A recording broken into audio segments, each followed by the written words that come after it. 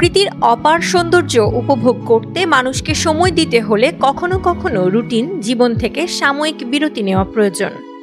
আর এই শিথিলতা যেন প্রতিফলিত হয় জাপানের সাকুরার পুঞ্জীভূত সৌন্দর্যে।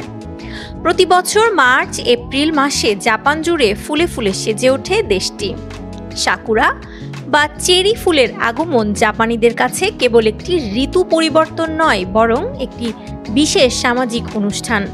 আর এই সময়টিতে সাকুরার সৌন্দর্য উপভোগের জন্য দেশটির অনেক অঞ্চলে এক সপ্তাহব্যাপী কর্মবিরতির আয়োজন করা হয়।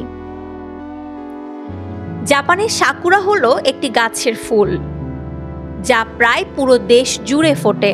প্রতিটি বছর এই ফুলের পুষ্পোদ্গমন দেখে দেশটির মানুষজন যেমন এক ধরনের নতুন উদ্দীপনা এবং শান্তি খুঁজে পান, সাকুরার সৌন্দর্য উপভোগ করতে লোকজন কর্মস্থল ছেড়ে বাইরে এসে একে অপরকে অভ্যর্থনা জানায়। পিকনিকের মাধ্যমে একত্রিত হয়ে পরিবার, পরিজন ও বন্ধুদের সাথে তারা এই সময়টি উপভোগ করে থাকে।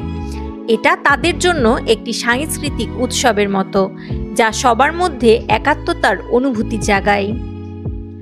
দেশটির অধিবাসীরা সাকুরা ফুলের দৃশ্যের মাঝে বসে একে অপরকে নানা গল্প, আড্ডা এবং হাসির মধ্য দিয়ে সময় কাটায়। শুধু দেশীয় নাগরিকরা নয়, বিদেশিরাও সাকুরার পুজো উপলক্ষে সেজে ওঠা ফুলের গাছের নিচে জমায় ধন। সবাই একে অপরকে ফুলের সৌন্দর্য দেখে প্রশংসা করে। এই মুহূর্তে সকলেই একে অপরের সুখী, মধুর এবং নির্ভার। এভাবেই এক সপ্তাহব্যাপী কর্মবিরতির মাধ্যমে সাকুরার সৌন্দর্য উপভোগ করার সুযোগ পায় জাপানের মানুষ, যা তাদের জীবনকে করে তোলে আরও প্রাণবন্ত এবং আনন্দময়। জাপান প্রতিনিধির পাঠানো তথ্যচিত্রে জান্নাতুল মাওয়া, ধূমকেতু নিউজ।